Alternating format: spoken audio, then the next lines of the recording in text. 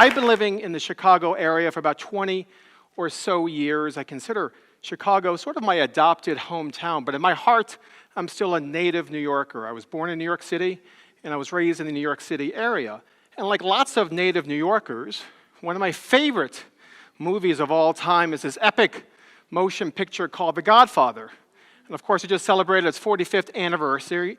And The Godfather is a story about a family who immigrates from Italy. They settle in the New York City area. They get involved in a life of organized crime. And my favorite scene from The Godfather is this epic scene of a young Michael Corleone, played by an equally young Al Pacino. He's having a discussion with his brother Sonny, and he's starting to get indoctrinated into the family's business of organized crime. And he says, "It's not personal, Sonny. It's strictly business." And so when I think of diversity and inclusion, for me, it's highly personal. When I think of diversity and inclusion in the legal profession, there are so many business advantages associated with law firms and in-house legal departments embracing diversity and inclusion. So I want to do three things today. Number one, talk about my personal story for diversity and inclusion. Number two, talk about the business advantages of embracing diversity and inclusion. And then number three, talk about some strategies and best practices that we can all employ to make our profession more diverse and inclusive. So just a little bit about me. I'm Hispanic. My grandparents were born on this beautiful island in the Caribbean called Puerto Rico. Like many of you, I had a close connection with my grandparents. They had a huge influence upon me. They taught me about the traditional Hispanic values of faith, family, hard work, and education. I certainly would not be here today if it wasn't for my grandparents. I was positively affected by this gentleman. His name is Michael Fallaci. He's one of the premier employment lawyers in the New York City area. He's got his own employment law firm in New York. He also happens to be a blind attorney. He has not let his disability get in the way of being a terrific lawyer and also a terrific person. And many years ago, in my second year of law school, early in my second year, he was working as an in-house lawyer for IBM. I started working for Michael as his reader. I would read him his emails and other legal correspondence. And then around halfway through my second year of law school, I decided to apply for an internship in the IBM legal department for after my second year of law school, my second summer of law school. And Michael was the one who put a good word in for me. He helped me secure that internship. That internship led to full-time employment with IBM in their legal department for me after graduation from law school. So if it wasn't for Michael, I certainly wouldn't be here today. This is a picture of my beautiful wife, Simona. Simona grew up in communist Romania in Eastern Europe. She immigrated here about 17 years or so ago. I've seen firsthand some of the challenges she's endured. I've seen some of the discrimination she's endured. Of course, she's had a huge impact upon me. She's changed me from being a hard-charging New York lawyer to be more empathetic, to be more compassionate, more sympathetic. And of course, I wouldn't be here today if it wasn't for Simona. And then finally, throughout my legal career, I've been fortunate to have so many senior female lawyers who have served as terrific mentors and sponsors for me. One in particular, her name is Julie Petrini. When I was promoted to Assistant General Counsel a few years ago, it was Julie who really sponsored that promotion. So if it wasn't for Julie, I certainly wouldn't be here. But the key point here is, fortunately, I've been surrounded by so many diverse individuals who've had a huge positive impact upon me personally and professionally. But let's take a step back and let's talk about the status of diversity and inclusion in the legal profession, or probably better said, the lack of diversity and inclusion in the legal profession. And I would say to you that unfortunately we're sort of in a crisis mode, right? And I could show you statistics upon statistics which show that women and underrepresented minorities have not made the advancements, the appropriate advancements in our legal profession. And when you look at the demographics for more senior attorneys, for more senior attorneys at law firm partners, you don't see too many women. You don't see too many underrepresented minorities. When you look at general counsels and deputy general counsels at major or even mid-sized companies, you don't see too many underrepresented minorities or women. I would say to you that there's a crisis, and we have not solved that yet. We still have a long way to go. While it's a crisis, there are some folks who have gotten a little bit depressed and a little bit wearied of the fact that we haven't made progress in this area for a long period of time.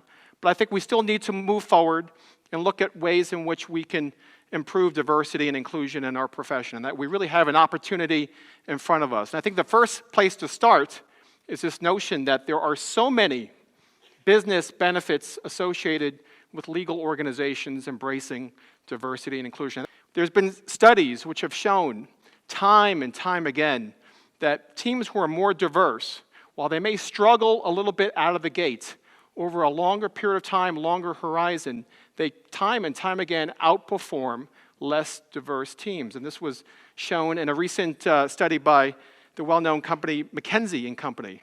There was a study about a year or so ago by the financial services firm Morgan Stanley, where they showed that they compared companies who embraced gender diversity versus companies who did not embrace gender diversity as much. And they showed in the study that those companies who provided women with leadership opportunities, opportunities of impact in their companies, that those companies outperformed the less gender diverse companies time and time again. So we have science, we have data to support that diverse teams are more high performing and they could be more financially successful.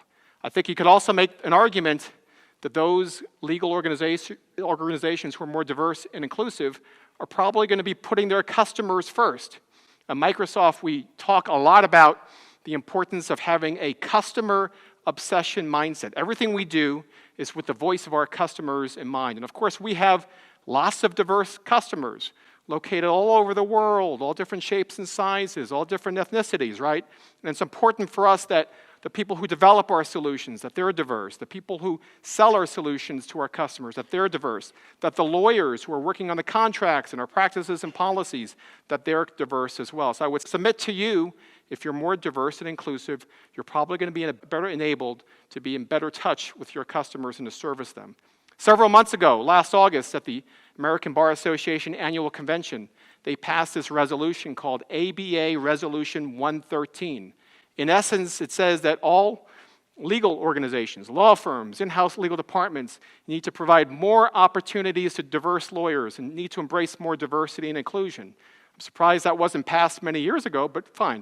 It was passed last August, and we saw many general counsels and senior legal officers sign a letter supporting this resolution. Our president and Microsoft Chief Legal Officer Brad Smith came out supporting this resolution. So I think what you're going to see is more and more general counsels, chief legal officers demanding law firms, their law firms, to become more diverse and inclusive. And we've seen over the past few months general counsels from Hewlett-Packard and MetLife Insurance being very, very vocal in this area.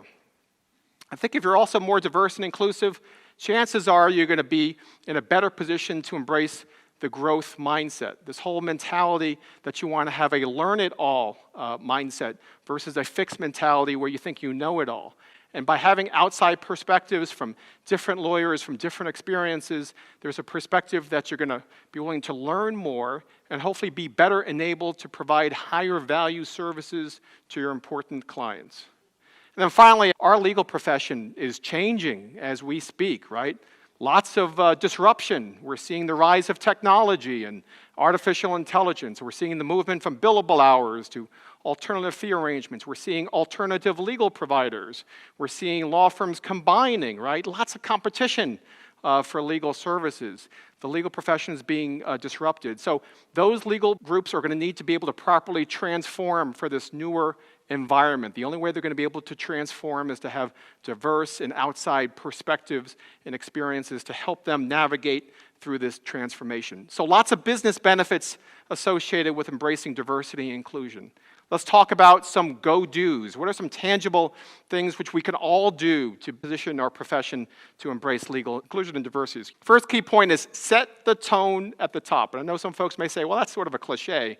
But I think in order for all legal organizations to embrace diversity, they need to have champions, diversity champions at the top of their organization. At Microsoft, we're fortunate to have a CEO whose name is Satya Nadella. He was born in India. He was raised in India. He comes from a very diverse background. He has built a culture of diversity and inclusion within our company. Make sure that your senior leaders, part of their compensation is tied to achieving discrete diversity and inclusion metrics. You also need to make sure that you're appropriately linking diversity and inclusion. And I love this quote from Vernee Myers, who's a leading diversity champion. She's a legal industry leader. And Vernee likes to say that diversity is being invited to the party.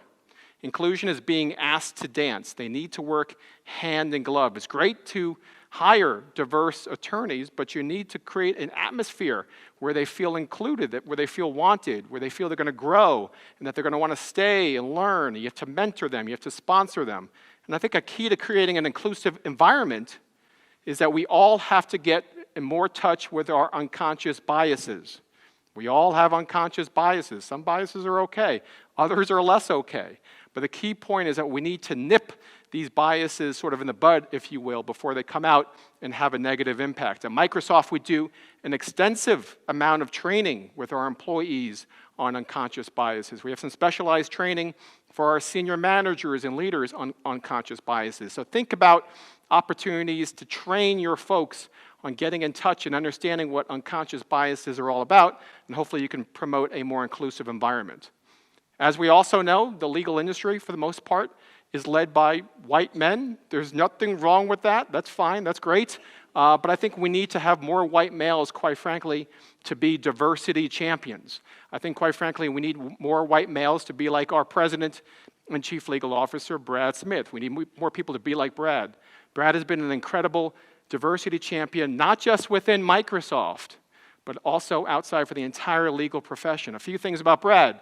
A few years ago, it was Brad who developed and instituted a program whereby we decided to provide a financial incentive, a bonus back to our large law firms if they achieve certain discrete and tangible diversity and inclusion metrics. He's also created an atmosphere in his legal department where all the team members embrace diversity and inclusion. As an example, the legal group, which I'm part of in Microsoft, and of course the Microsoft legal department is very large, but I'm part of this legal group known as the U.S. legal team. They support the sales services and marketing teams in the U.S. There's 32 lawyers and legal professionals.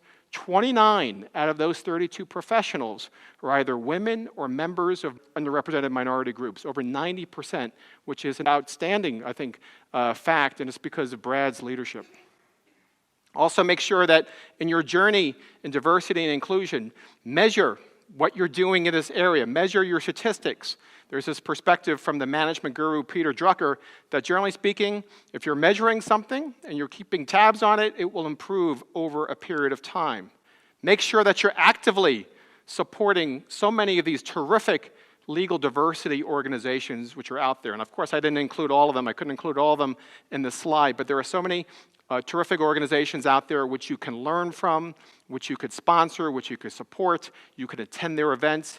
We routinely send a number of Microsoft lawyers to attend these events. For instance, several months ago, the Hispanic National Bar Association had their annual meeting last September in Chicago. We sent a team of Microsoft lawyers there to connect with some terrific Hispanic lawyers. In fact, we use that as a recruiting tool to find some great Hispanic lawyers. We hired a new lawyer who happens to be Hispanic on my team a few months ago, and we met him through our work with the HNBA. When you're hiring lawyers, consider developing some diverse slating requirements or guidelines. Make sure as part of the interview slate that you're interviewing women, that you're interviewing underrepresented minorities. And of course, when you hire these folks, make sure you're mentoring them, you're creating an inclusive environment for them, you're sponsoring them, you're giving them meaningful feedback and constructive feedback so that they can continue to learn and to grow. I know I mentioned the ABA Resolution 113 earlier. As part of that resolution, there is this interesting model diversity survey, which we should all take a look at. It contains a number of questions in that survey asking whether or not you're embracing certain diversity practices. It's like 14 or 15 questions. If you're a law firm, look at this survey, fill the survey out, send it to your clients. Be transparent about it. Add it to your website as to what your answers are to these questions. If you're an in-house legal department, demand that your law firm provides you answers with these questions. Sit down with your law firm and have a conversation about this. And finally, we still need to make a lot of progress in this space. A lot of work needs to be done. But, we shouldn't get depressed on the status of where we are. I think more than ever before, we have to be bold, we have to be creative, we have to have more energy, and we really need to push this issue forward. So thank you for your time.